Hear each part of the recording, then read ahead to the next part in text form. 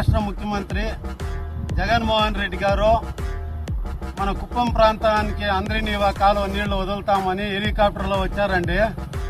వచ్చి అక్కడ ఆడో స్టాక్ అయిన నీళ్లు వదిలేసాడు.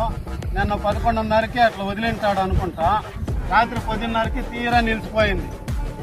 ఇదే అంద్రినీవా కాలువలోనే ఎంకేపురం గ్రామస్తులు మన టీడీపీ కార్యకర్తలందరూ కూకొని ఉన్నాము.